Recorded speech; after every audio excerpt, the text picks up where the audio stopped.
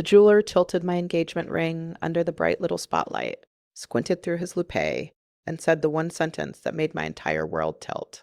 Ma'am, this stone is glass. I actually laughed, right there at the counter, still wearing my cartoon print scrub top and smelling faintly of baby shampoo and antiseptic. I thought he was joking, because, that's what my brain decided was more likely than the alternative. That this 60-something man in a bow tie and magnifying glasses was just pranking me. It's not glass, I said, trying to be polite. We had it appraised last year. It's my fiance's grandmother's ring. Vintage. It's definitely not glass. He took off his loupe and looked at me, and the pity in his eyes hit me harder than if he'd yelled. I'm really sorry, Felicity, he said, glancing at the name tag on my scrub top. But whatever you had appraised last year, this isn't it. That's the moment, honestly. Not later when the police got involved. Not when my mother screamed at me in a courtroom saying I'd ruined her life. Not even when my brother broke down on my sofa at 3 a.m. confessing everything. It was that simple, stupid moment in a strip mall jewelry store, with my ring under a spotlight and my stomach dropping through the floor. Because right then, I had two options. Option A, believe this complete stranger. Option B, believe that my own parents could never ever steal the most important thing I owned and swap it for a fake. Guess which one my brain picked? Yeah, not option A.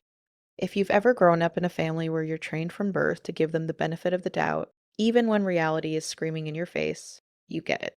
By the way, hi, I'm Felicity. I'm 28. I'm a pediatric nurse. And if you heard glass engagement ring and your anxiety spiked because you just know where this is going, grab a drink, get comfy. This is going to be a ride. So, let me rewind a bit. I live in Portland, Oregon. So think rain, coffee, and people who argue about which farmer's market has the best organic kale chips. I've been a pediatric nurse at a children's hospital downtown for almost 7 years now. It's not glamorous. It involves a lot of bodily fluids, impossible IVs, and trying not to cry in supply closets when a kid you've grown attached to gets bad news. But it's also the only place I ever felt needed in a healthy way. Home was a different story. On paper, my family is painfully normal. Dad, Robert, is a mid-level manager at a logistics company. Mom, Jennifer, is a receptionist at a dental office, the kind who can book 3 root canals, gossip about everyone in the waiting room, and still somehow judge you for not using whitening strips. I have one sibling, my younger brother Tyler, 25, 6'2", ex-high school quarterback, permanent golden child. Growing up, if you'd asked anyone in our neighborhood who the star of the family was, it was Tyler. Obviously, he was the kid with the trophies on the mantle, the one the coaches brought donuts for, the one everyone assumed was going to be a big deal someday. College football, the NFL, a business empire, whatever. He just had that glow, And me, I was the responsible one, the quiet girl with her nose in a book, who babysat neighbors' kids and got straight A's and never missed curfew. I was such a helper, according to every adult who didn't actually pay me. I'd like to say my parents appreciated that, but no. With them, it was always, we don't have to worry about you, Felicity. You're fine. Your brother needs our support. Support meaning money, excuses, cleaning up after his messes. You know the type. By the time I graduated nursing school, I'd already bailed Tyler out of more disasters than I can count. The semester he partied his way out of college. I helped him pack his stuff when he got kicked out of the dorms. When his first startup failed, a clothing line that never ever progressed beyond badly photoshopped Instagram mock-ups, I gave him $2,000 for my student loan refund, just until he found his feet. But he definitely found the Apple Store. And every time Mom and Dad turned it into a morality play where I was the selfish one if I even hinted at being annoyed, Felicity, he's your brother, Mom would say, folding laundry she hadn't paid for. Family helps each other. You know how hard it is for him to live in your shadow? My shadow. Because apparently being the one who quietly pays everyone's bills is overshadowing. Still, I swallowed it. I told myself this is what good daughters do. Good sisters. You help. You let the comments roll off. You buy your brother a used car when he totals his. You co-sign on a credit card because he just needs to build his credit. You pay the minimum payments when he forgets. And then I met Mark. Mark is, okay, cheesy, but he's my person. He's an architect. Like a real one, with glasses and rolled up plans and the whole thing. We met at the hospital of all places. He was there for a volunteer project, helping redesign the parents' lounge on the oncology floor, and I was the exhausted nurse who nearly ran him over with a crash cart. He apologized. I apologized. He brought in coffee the next day, just in case I needed a peace offering, and that pretty much did me in. Mark is steady where my family is chaos. He listens. He doesn't raise his voice. He asks before he assumes. And he comes from this wild, foreign land known as a functional family. His parents, Patricia and James, are those people who text you just to say they're proud of you, and mean it. They fight and apologize. They have boundaries. It's weird. It's beautiful. Anyway, 3 years after the crash cart incident, Mark proposed. And yes, the ring. The infamous ring. It wasn't some gigantic rock, not like those I married a hedge fund rings you see on Instagram. It was delicate. A vintage white gold band with a cluster of sapphires around a single diamond. All intricate little mill-grain details. It had been his grandmother's from the 1950s, passed down through the women in his family with all these stories attached. Hospital corners on bed sheets and homemade chicken noodle soup. And stubborn Irish tempers. When he got down on one knee at this little Airbnb cabin on the coast, with the Pacific Ocean beating against the rocks outside and our dog trying to eat the driftwood centerpiece, and he held up that ring, there was this tiny part of me that thought, finally, something that's just mine. We had it appraised a few months later for insurance. The jeweler whistled. You're looking at around $12,000 easy, he said, then added, but the sentimental value? Can't put a number on that. I believed him, not just about the ring, but about the sentimental value. Mark's grandmother, Elizabeth, yes, same name as my own grandmother, just to keep life confusing, had told me over tea one afternoon, I like the idea of you having this. You're a sensible girl. Sensible. I took that as a compliment. When I showed my parents, Mom's first words were, wow, Mark must really be doing well for himself. Not, it's beautiful. Not, we're so happy for you. Just the price tag. Dad had leaned in, peering at it. Better insure that thing, he said. Be a shame if something happened to it. Tyler, sprawled on the couch, had whistled. Man, he said, if I had a ring like that, I could flip it and finally get my studio set up. You're so lucky, sis. I laughed. Because what else do you do? It's not going anywhere, I'd said, tucking my hand and the ring protectively into my lap. I wish I could reach back through time and shake that girl. So how did my ring go from heirloom to glass? Well, a few weeks before the jeweler bombshell, my mom had helped me. I'd gone over to my parents' house after a 12-hour shift, hair in a messy bun, compression socks still on, just wanting to drop off some documents they needed for something and maybe steal some leftovers. Mom was at the kitchen counter with one of her friends from the dental office, flipping through a glossy bridal magazine. She loved playing mother of the bride. She got this manic sparkle in her eyes whenever weddings came up, like she could reinvent her entire reputation through my seating chart. Oh my God, there she is. Our blushing bride, she'd squealed, waving me over. Show Denise your ring again. We were just talking about it. I obliged. It was easier. Denise grabbed my hand. Ooh, that's nice. Is it a real diamond? Mom laughed, this weird half snort. Of course it's real. Did you hear how much it's worth, Felicity?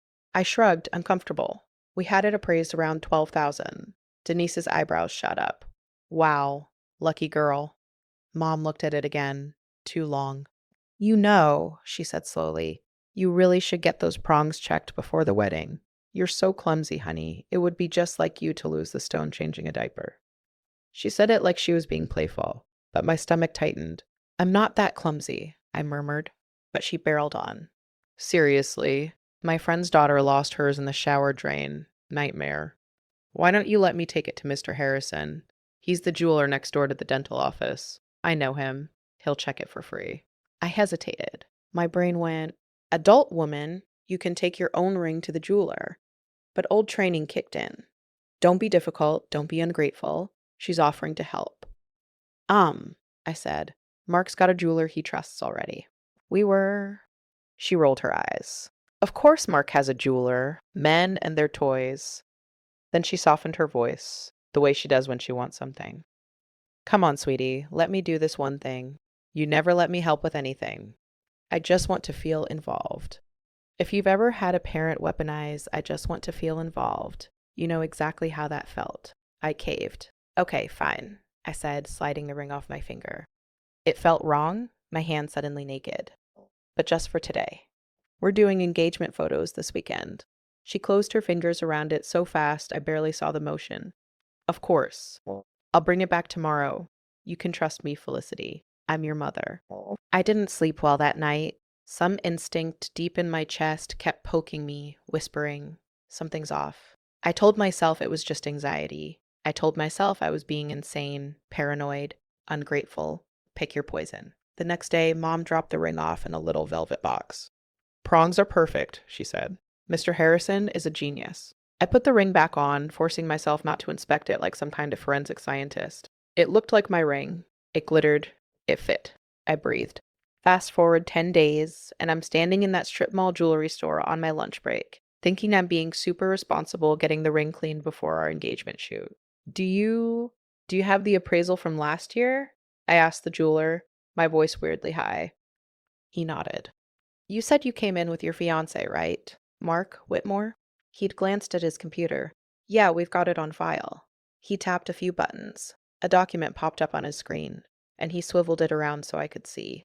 There it was, a photo of my ring. Or the ring I thought I was wearing. Same design, same stones. But when he zoomed in, he pointed to tiny etchings inside the band. These are the hallmarks we recorded last year, he explained gently. See that artisan stamp? That's from the original maker. However, he took off the ring I was wearing, turned it under the loop, and held it up so I could see inside. Different numbers, different stamp, no artisan mark. This band is from a commercial manufacturer in China, he said. It's still pretty, but it's plated. The main stone is cubic zirconia. I can print you a valuation, but you're looking at maybe $100 retail. Tops. I stared at him. My throat felt tight. No, I said, because my brain genuinely could not compute. That doesn't make sense. Mark would never, he would know. We had it insured. The jeweler nodded slowly.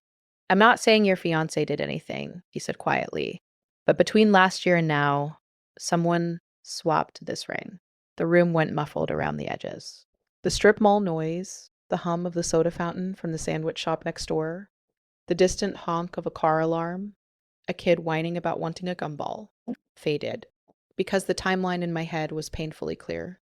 I'd had the real ring last month. I'd handed that real ring to my mother, and this was what I'd gotten back. I drove back to the hospital in a daze. I almost turned the car around 3 different times. I almost threw the ring out the window just to not have to feel it burning on my finger. By the time I walked into the break room, my hands were shaking so hard I dropped my lunch on the floor. Hey. Dr. Santos, Patricia, my favorite pediatrician on the ward, was at my side in 2 seconds. You okay, Flick? She's the only one who calls me that. Long story involving a toddler who couldn't say Felicity. I opened my mouth to say fine because that's the script. But what came out was, my ring is fake. And then I started crying. Full-on ugly crying in front of the vending machine. Bless her, Patricia didn't do the whole I'm sure it's a misunderstanding thing. She just handed me a tissue and said, do you want to call Mark? I nodded. There's this weird vulnerability in calling your fiancé at work to say, hey babe, so did you maybe give me a fake engagement ring? Mark answered on the second ring. Hey gorgeous, he said, and I almost hung up. Are you somewhere private? I asked. Yeah, what's wrong? His voice sharpened immediately. The jeweler says my ring is glass, I blurted. There was a pause, then I'll be there in 10. It took him 8. He showed up at the hospital, still in his button-up and slacks, storm-clad eyes on full intensity. He took me to the little consultation room we use for family meetings and closed the door. Okay, he said, sitting across from me. Tell me everything. So I did. The ring. My mom. Mr. Harrison.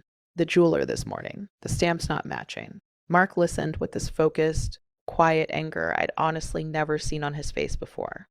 When I finished, I braced myself for him to say I was overreacting, or that there had to be a reasonable explanation.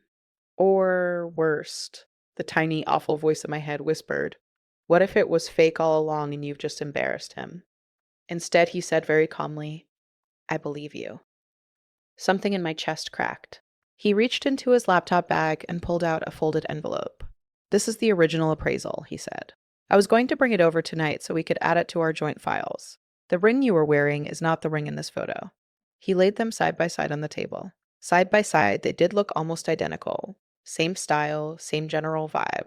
But the closer you looked, the more the differences showed. Slightly thicker band, slightly cloudier stones, tiny things I'd never have spotted on my own. Why would she do that? I whispered, more to myself than him. Mark's jaw tightened. Because she knows how much it's worth, he said. She asked me about it at Christmas. Remember? She kept wanting to see the appraisal, asking if we had a safe. I did remember vaguely. It had been drowned out by her commentary on the guests' outfits and the gravy being too thin. My brain had filed it under mom being nosy, not mom casing the joint. I shook my head. No. No, she wouldn't steal from me. She's my mom. I sounded like a little kid, even to my own ears. Mark leaned forward. Felicity, he said gently, she's stolen from you before. He wasn't talking about rings. The time my parents had borrowed $3,000 from me to cover an unexpected car repair and then posted pictures from a weekend away at a wine spa. The time I'd caught mom taking 20 out of my wallet when I was home from college, and she'd said, "You owe me that for gas." The time Tyler's speeding ticket had magically ended up on my credit card, with my parents insisting I must have accidentally given Tyler my number. Little things, each one wrapped in a story, a justification, a guilt trip. I'd excused every single one. This is different, I said weakly, even as my gut twisted. It's Mark's family's ring. You wouldn't even have to press charges. They could. I'm not worried about the money, Mark cut in, softly but firmly. We can figure that out. I am worried that the woman you trust to watch our hypothetical future kids is comfortable stealing from you and lying to your face. He wasn't wrong. Do we talk to her? I asked. Ask? He gave me a look. What do you think she's going to say? Oh, honey, you got me. I sold your ring on Facebook Marketplace. Maybe there was a mistake at the jeweler, I offered desperately. Maybe Mr. Harrison swapped it, not her. Or she got scammed. Or Patricia, who had quietly slipped into the room and was pretending to reorganize a cabinet, turned. Or, she said, voice very calm, your mom did exactly what it looks like she did. The question is, what are you going to do about it? Being friends with a no-nonsense doctor is both a blessing and a curse, by the way. I stared at the ring on the table. It suddenly looked cheap, tacky, like costume jewelry from a department store. The sentimental value was gone. Not because of the stones, but because of what they meant now. A lie, a violation. I don't know, I admitted. Here's the thing about growing up as the good girl in a dysfunctional family. Your conflict avoidance muscles are Olympic level. Your tolerance for disrespect is too.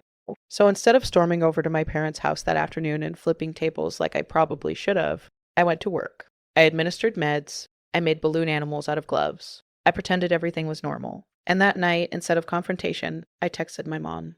Hey, Mom, can we talk soon? Something weird came up with my ring. Little fishing line tossed into the water. She called me in 30 seconds. What's wrong with your ring? She demanded, skipping hello. Did you lose it? I told you were careless. It's not that, I cut in. I took it to get cleaned and, Mom, the jeweler says it's not the same ring as the one we had appraised. The stamp inside is different. He says it's not a real diamond. Silence. For half a second, I thought maybe she'd gasp and say, oh my God, what? There must be a mistake. Let's go down there together and sort it out. Instead, she laughed. The kind of laugh she uses when she's talking about those idiots at work. Oh, sweetie, she said, her voice going syrupy in a way that made my skin crawl. Those jewelers will tell you anything to get you to trade up. Of course it's real. You saw the ring when Mark proposed, didn't you? I did, I said slowly. But stamps inside don't magically change, Mom. She huffed. Honestly, Felicity, this is just like you, always looking for problems. Do you know how hurtful it is that you're implying I had something to do with this? I never said, yes, you did, she snapped. You're basically calling me a thief, your own mother. After everything I've done for you. Maybe you dropped it down a drain or something and didn't want to admit it. Maybe Mark gave you a cheaper ring originally and lied. I don't know, but don't drag me into your drama. There it was. The classic deflect and attack. My eyes burned. I'm just trying to figure out what happened, I said, voice shaking. You're the only person who's had the ring besides me and Mark. You took it to Mr. Harrison. If there was a mistake, we need to. I'm done with this conversation, she said sharply. When you're ready to apologize for accusing me, you know where I am. Click. I stared at my phone. Anger and shame wrestled in my chest. Because even knowing what the jeweler said, even having Mark's support, I still felt like the bad guy. That night, Mark made pasta while I sat at the kitchen table, head in my hands. We need proof, he said eventually, pushing a plate towards me. Something you'll believe even when she's gaslighting you. He said it kindly, but it still stung. Proof came from an unexpected source. 2 days later, my grandma Elizabeth, my dad's mom, not Mark's, called me. She lives an hour away in Salem, in a little retirement complex, with roses out front and a book club that is basically a gossip ring. Lissy, she said, yes, that's my family nickname. No, you may not use it. Why is your mother asking me about your jewelry insurance? I blinked. My what? Grandma snorted. Exactly. She called yesterday all in a flutter about helping you sort your policies now that you're getting married. Wanted to know if I'd help her get your appraisal documents from the bank. My heart rate picked up. Did you give her anything? Child, please, Grandma said, and I could hear the eye roll. I may be old, but I'm not stupid. I told her if you wanted my help, you'd ask me yourself. Why on earth is she fussing with your finances? Because she thinks I'm an ATM, I thought. Out loud, I said, I honestly don't know. Grandma was quiet for a moment. When she spoke again, her voice was softer. Felicity, has your mother ever taken money from you without asking? I let out a laugh that sounded more like a sob. Define without asking. Oh, honey. And just like that, something in me snapped. I think she stole my engagement ring, I blurted. Or sold it, or swapped it, I don't know. She's saying I'm crazy, but... Hold on, Grandma interrupted, going full drill sergeant. Back up. Tell me exactly what happened. So I did, and instead of minimizing it, instead of defending my parents, instead of saying she's your mother, you have to forgive her, my grandmother said the magic words, that's not okay. We made a plan. Step 1, confirm, beyond a shadow of a doubt, that the ring had been swapped. Mark took off early from work one afternoon and went with me back to the original appraiser. We brought both the fake ring and the printed appraisal. The jeweler, same older man with the bow tie, looked genuinely pained as he inspected them. I'm afraid this is definitely not the same ring, he said. I remember this piece, actually. It was unusual. The central stone had a tiny inclusion shaped like a feather. Quite charming. He looked through the loop at the fake. This one is flawless, which is how you know it's fake. Real stones have history. He must have seen my face, because he added, if this was mine, I'd want to know where the original went. You said your mother's jeweler is Harrison? On 82nd? Yeah, I said. He pursed his lips. He's not reputable. We've had customers come in after using him with all sorts of issues. Loose stones, switched stones. I can't accuse him without proof, but personally, I'd avoid him. Mark and I exchanged a look. Proof, my brain whispered. You need proof. Step 2 of the plan came courtesy of Mark's coworker, Sam. Sam's partner owns a pawn shop. I know. The universe has a sense of irony. Mark mentioned our situation at work in a vague family dispute over jewelry way. Sam, who is Greek and nosy and exactly the kind of friend you want when things go sideways, said, what store did her mum take it to? When Mark told him, Sam whistled. Oh yeah, Harrison sends everything to my partner's place when people need quick cash. Name of the pawn shop's Value Vault. Out near Gresham. Let me call and see if any vintage sapphire cluster rings came through recently. The next day, Sam texted a photo to Mark. It was grainy from security footage, but you could clearly see my mother standing at a glass counter, my ring between her fingers. She was talking animatedly to a guy in a hoodie. I'm going to throw up, I said when Mark showed me. The timestamp was 5 days after she'd taken it to get the prongs checked. The pawn shop owner, once he realized a crime might have occurred, was surprisingly helpful. He confirmed that a ring matching our appraisal details had been sold to him by Jennifer Roberts for $3,000 cash. He'd resold it 2 days later to some guy who paid cash and didn't give his name. Wish I'd taken more details. He said apologetically over the phone. We didn't know. She said it was her ring. I felt this cold, clear anger settle over me, like snow covering a field. I had proof. I wish I could tell you I marched into my parents' house and read them their rights like some low-budget cop show. I didn't. I drove to their place on a Sunday, when I knew they'd be home. My stomach was in knots the whole way. I almost turned back twice. My therapist, yes, I finally got one, highly recommend, later told me I was in fight, flight, freeze mode and my nervous system had chosen polite confrontation as a half measure. Mom opened the door with a smile that didn't reach her eyes. Well, look who decided to grace us with her presence, she said. Come in. Your father's in the den. The house smelled like the vanilla candles Mom always bought at Costco.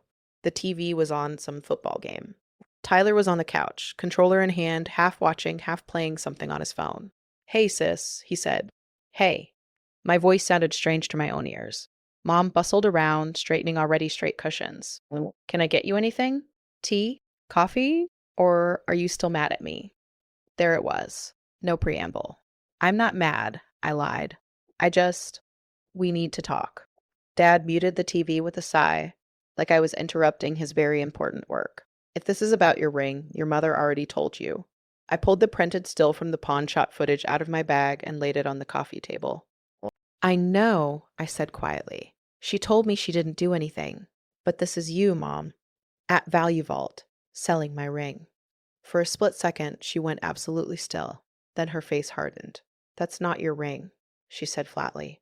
Mom, I said, we have the appraisal. We have the serial marks. The pawn shop owner remembers you. He has the transaction record. We know you sold it. Her voice went shrill. So you've been spying on me. You have your boyfriend's little friends following me around? How dare you? I'm not spying. My hands were shaking, but my voice stayed steady. I'm trying to understand why my mother stole my engagement ring and replaced it with a fake. Dad slammed his hand on the arm of the sofa. Watch your tone, young lady, he snapped. We've done nothing but support you, and this is the thanks we get? Accusations? Support me how? I shot back before I could stop myself. By taking money out of my wallet? By putting Tyler's debt on my cards? By selling my ring? Tyler swallowed. What ring? He asked quietly, looking from me to our parents. The only nice thing Felicity owns, Mom said bitterly. The one she waves around like a prize cow. My jaw dropped. I have literally never. Do you know how humiliating it is? She barreled on. To sit in my book club and listen to everyone brag about their daughters. Emily's girl got a house in Lake Oswego. Carrie's daughter got a Cartier bracelet. What do I have? A daughter who thinks she's better than us because she wears scrubs and has a fiancé with a fancy job. Mum, Tyler said stiffly. She works with sick kids. She's not showing off. Mom ignored him. You always hoard everything for yourself, she said to me. Your money, your time. Do you know how many times we've been one bill away from disaster? Your father works himself to the bone. Tyler's trying to get his music career off the ground. You're the only one who has anything, and you cling to it like a dragon on a pile of gold. I actually laughed. You've taken thousands of dollars from me, I said. That ring wasn't even mine to give. It was Mark's grandmother's. You stole from his family, too. Dad snorted. Oh, please. 12 grand is nothing to people like them. They won't miss it. The assumption that anyone who had more than we did was basically a faceless ATM. I looked at Tyler. Did you know about this? I asked. He shook his head slowly, eyes wide. No, he said. Mom said you gave her permission to use the ring as collateral. For a loan. For the down payment on my mixing board. She said you were being generous. My stomach lurched. I never said that. Dad rolled his eyes. Details. We're family. Family resources are shared. You think Tyler doesn't deserve a chance? You had your chance. You got your degree. And I paid for it with student loans, I said incredulous, while you used the money Grandma left me for family emergencies. That turned out to be Tyler's bar tabs. Grandma had told me that part in one of our late night phone calls. When I was 17, she'd set aside a small savings account in my name for college, $10,000. My parents had accessed it for an unexpected expense, 2 weeks before my high school graduation. That unexpected expense had been a trip for Tyler's travel baseball tournament. As the arguments layered on each other, as Mom cried and Dad yelled and Tyler fidgeted, something in me went very, very still. If I stayed in that living room, they were going to talk me in circles until I apologized, until I doubted my own eyes, until I left with a fresh load of guilt and no resolution. I stood up. We're done, I said quietly. Mom blinked. Excuse me? We're done fighting about whether this happened. I clarified. I have proof. You know what you did. I know what you did. Mark knows. Their family knows. The pawn shop knows. My boss knows, because I had a breakdown in the staff room. Dad spluttered. You told people about our private family business? Yes, I said. I did. Because it stopped being private when you committed a crime. Mom's voice turned honey sweet, the way it always did when she pivoted to guilt. Oh, honey, don't be so dramatic. You're not going to call the police on us. We're your parents. Imagine what people would think. Imagine what it would do to your reputation at the hospital. Nurse has mom arrested over misunderstanding. My heart was pounding so hard I could hear it in my ears. But underneath the fear was this strange, trembling relief. Because in that moment, I realized something that should have been obvious much earlier. I was more afraid of disappointing them than I was of being robbed by them. And that was messed up. I took a deep breath. I'm not calling the police on my parents, I said slowly. I'm reporting a theft. What happens after that is up to the legal system. Mom's eyes went wide. You wouldn't. Tyler looked between us, his face pale. Sis? He sounded so lost that for a moment, the big sister in me wavered. But then I pictured Mark's grandmother's face when she pressed the ring into my hand. I pictured the kids at the hospital whose parents scraped together pennies to pay for gas to visit them, and my own mother casually selling a ring worth a year's rent like it was a scratch-off ticket. I straightened my shoulders. Watch me, I said. I left. I thought I'd sob in the car, but I didn't. I sat there breathing hard, hands gripping the steering wheel, waiting for the panic to drown me. It didn't. What I felt, overwhelmingly, was tired. The next day, with Mark at my side and the pawn shop owner's written statement in my bag, I walked into the police station and filed a report. The officer taking the statement, a woman about my age with tired eyes and a messy bun, was surprisingly gentle. Are you sure you want to press charges against your mother? She asked. We see a lot of family disputes, and sometimes people change their minds. I'm sure, I said. My voice only shook a little. She nodded.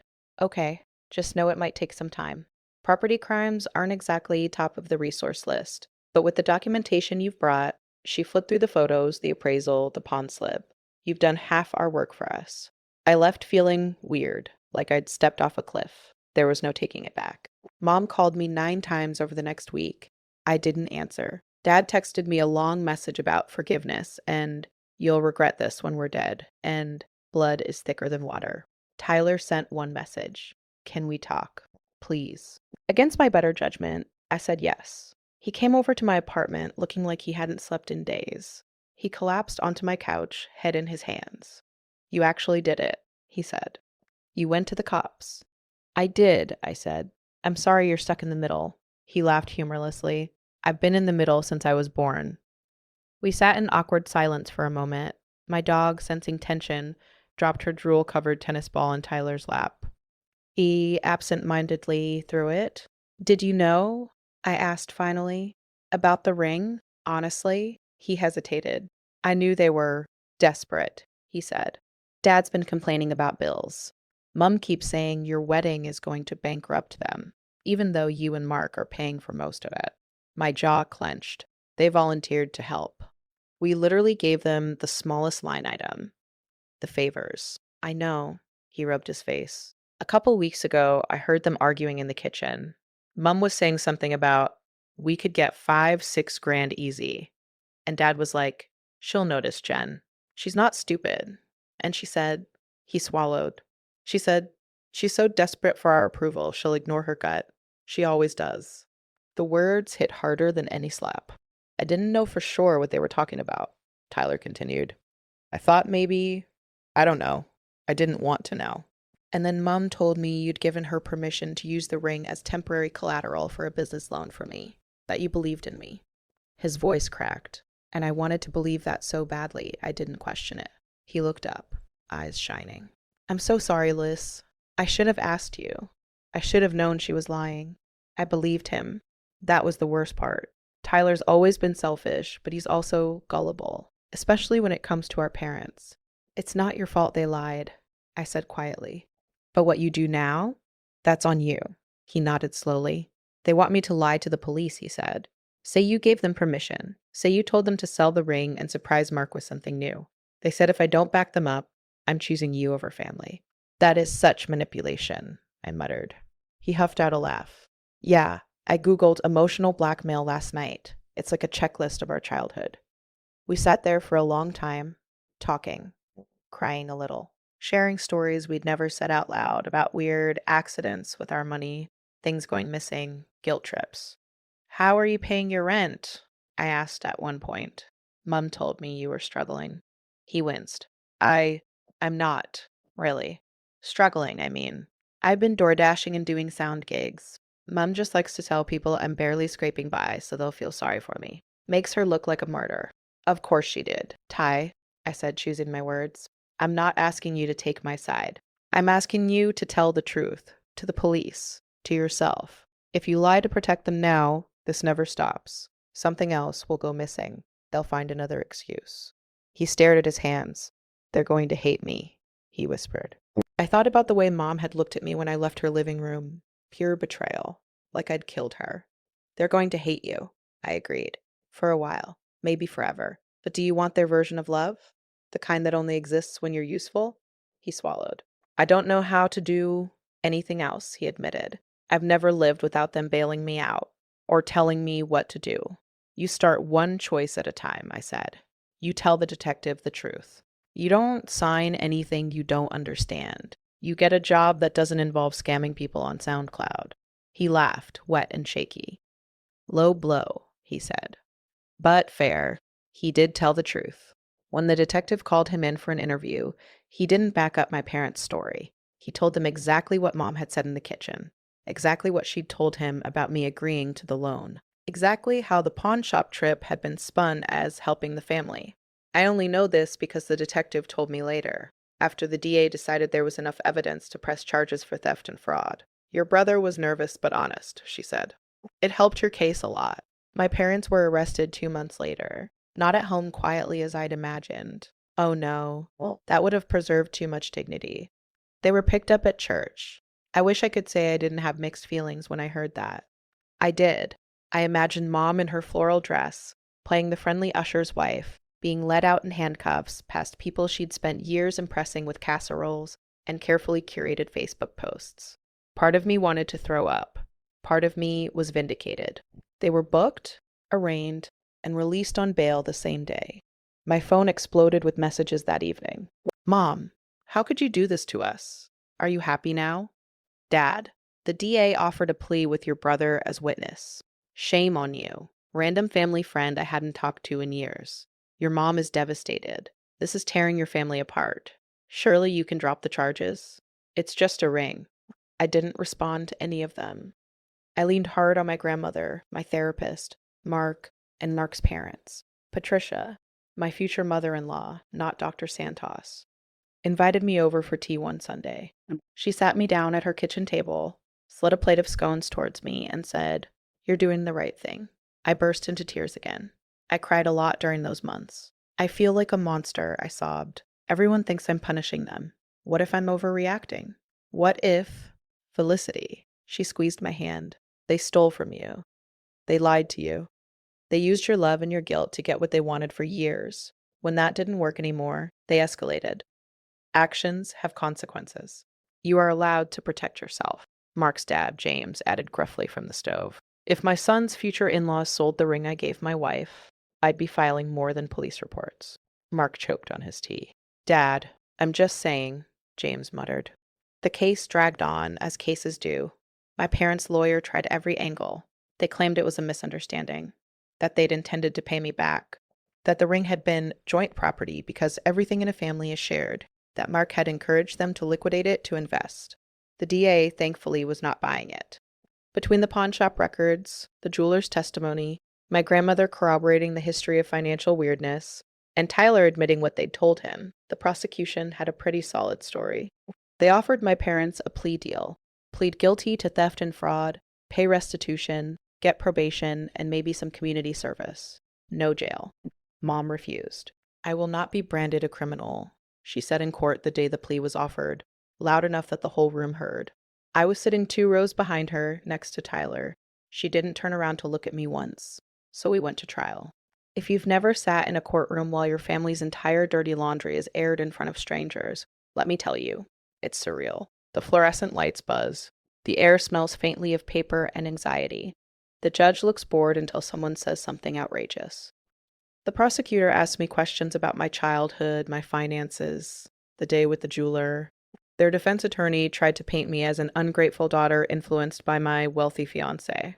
At one point, he actually asked, "Isn't it true that $12,000 is a trivial amount to you now?" I just stared at him. "I'm a nurse," I said. $12,000 is half a year of my rent. The courtroom snickered. Even the judge's mouth twitched. The worst part was when Mom took the stand. She cried a lot. She talked about how hard parenting was, how they'd sacrificed everything for me and Tyler, how my report to the police had shattered her. She's always been difficult. Mom sniffled, dabbing theatrically at her eyes. So cold, so judgmental. We just wanted to be a part of her life, to help with her wedding, and now she's thrown us away over a piece of jewelry. The prosecutor let her dig her own grave for a while, then gently held up the pawn ticket. "Mrs. Roberts, did you sell this ring?" she asked. Mom's eyes flashed. "I told you we intended to pay it back. It was a loan." "Did your daughter give you permission to sell it?" the prosecutor repeated. Mom looked right at me. For a split second, I saw the woman who'd bandaged my scraped knees and braided my hair for school picture day. Then her eyes went hard. She said it was fine. She lied. My stomach turned. I felt Tyler tense beside me.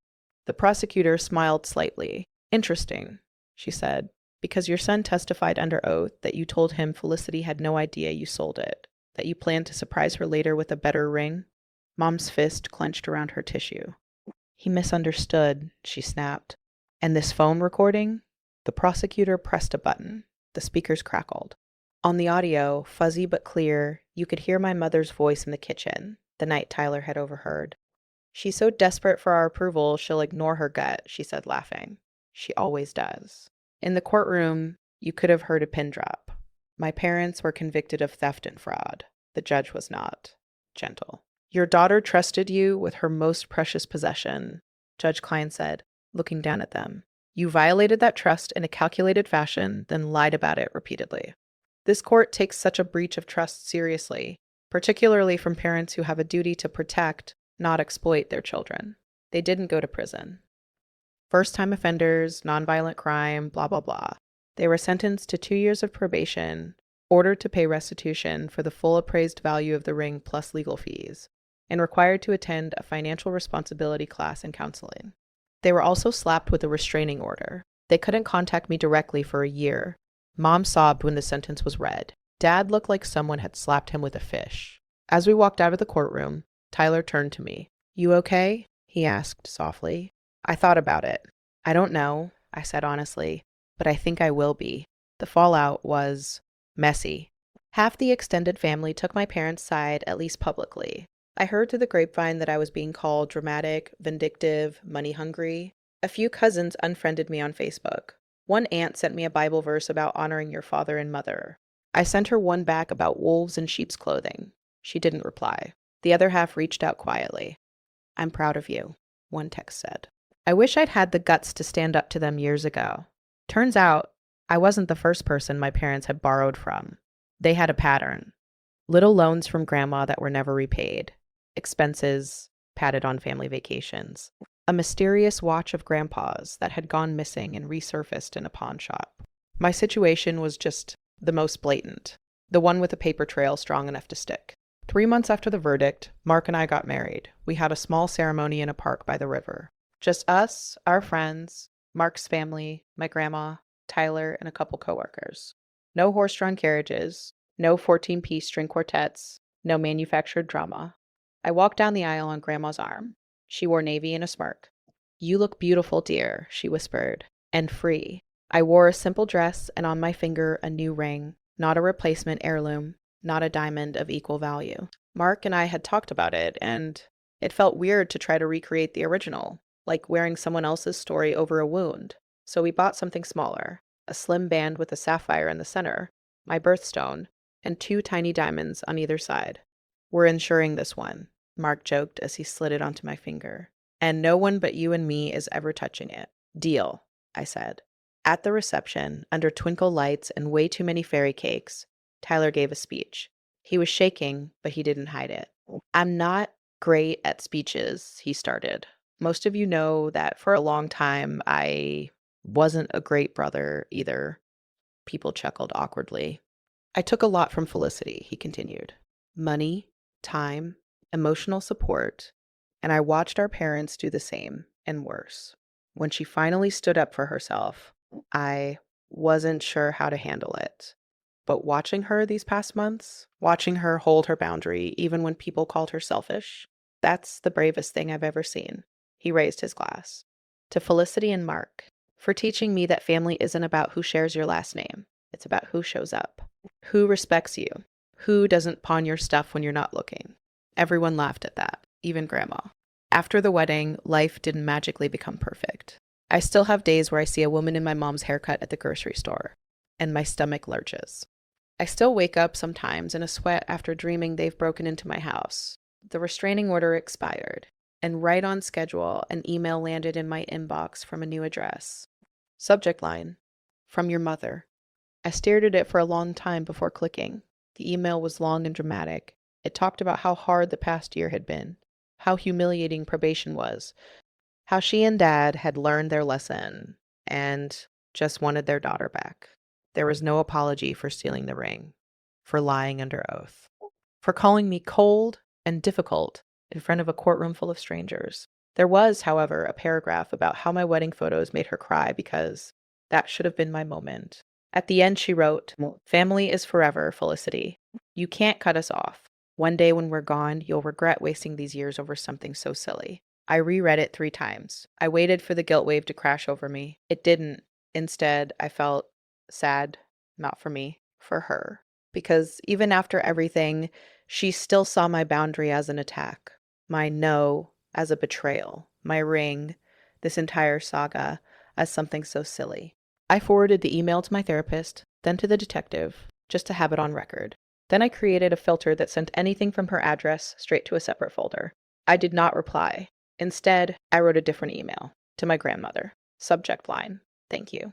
I told her how grateful I was that she believed me, that she chose me, that she'd broken the generational cycle of keeping up appearances at all costs. She called me later that night, voice thick with emotion.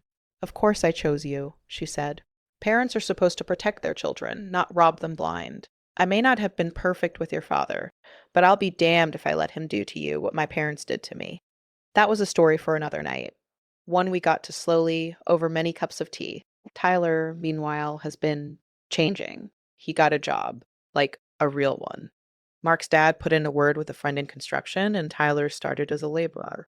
He comes home tired, sore, and shockingly proud. "It feels good," he told me once, flopping onto my couch with a 6-pack of seltzer water instead of beer, knowing I earned my paycheck, that no one had to bail me out this month. I didn't realize how gross it felt before, always waiting for the other shoe to drop. He's in therapy. He goes to a support group for adult children of narcissists. He's been slowly paying me back, not because I asked, but because he insisted. "It's about me proving to myself I can be different," he said, "not about the amount." Do I trust him completely? Not yet. Trust, once broken, takes time. But I see him trying. I see him catching himself, and he almost apologizes for stuff that isn't his fault. I hear him say things like, "That's a boundary for me," and want to cry and cheer at the same time.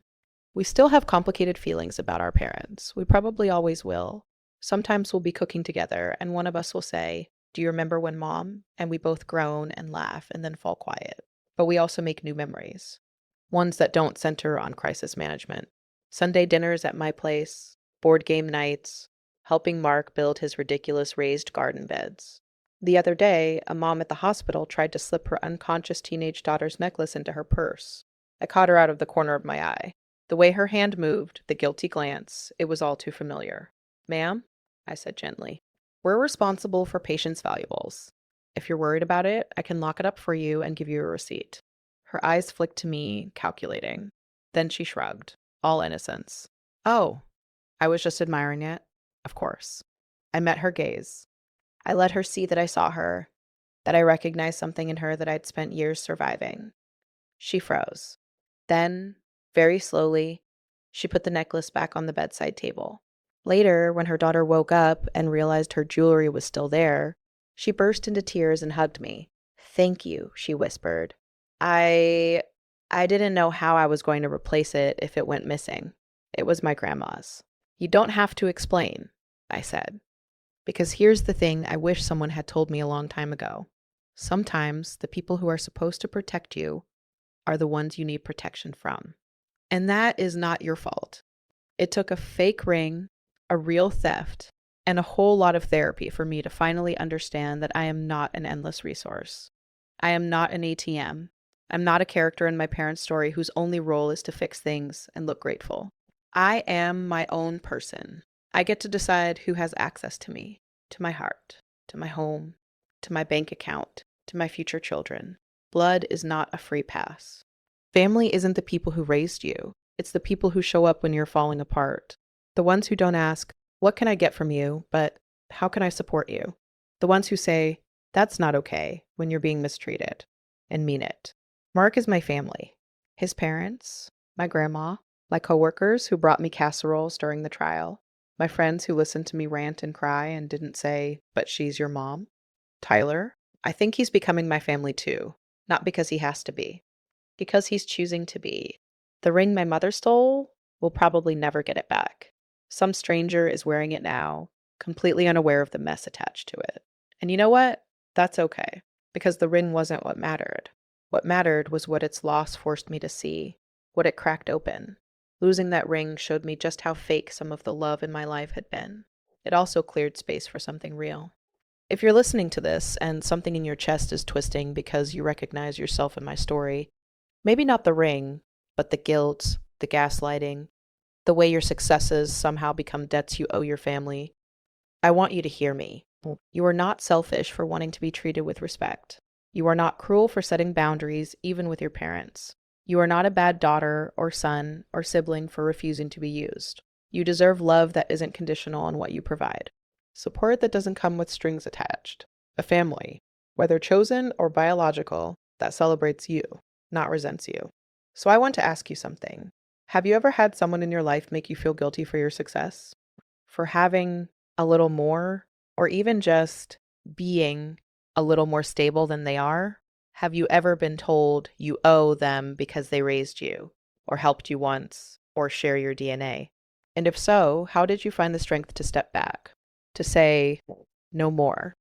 Are you still in the middle of it, trying to figure out which way is up? If you're comfortable, share your story in the comments. You have no idea how much it helps to see other people say, "Yeah, me too. You're not crazy. You're not alone." When I was in the thick of it, other people's stories were like lifelines. And if this story hit a little too close to home, if you found yourself nodding or tearing up or laughing in that "ouch, I relate" way, please take a second to hit the like button and subscribe to Revenge Diary. This channel is where we talk about the messy stuff: toxic families, boundary setting, the weird ways people try to make their problems your responsibility, and, most importantly, the ways we take our power back. Share this video with someone who might need to hear that they're not obligated to set themselves on fire to keep someone else warm. Maybe it's a friend who's always lending money to a sibling who never pays them back. Maybe it's you, and you just need to hear someone say out loud that you're allowed to stop.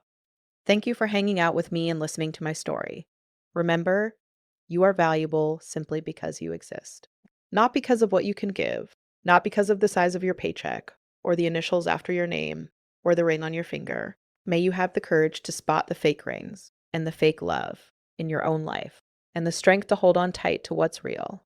I'll see you in the next story. Stay strong, trust your gut, and don't let anyone guilt you out of protecting your own heart.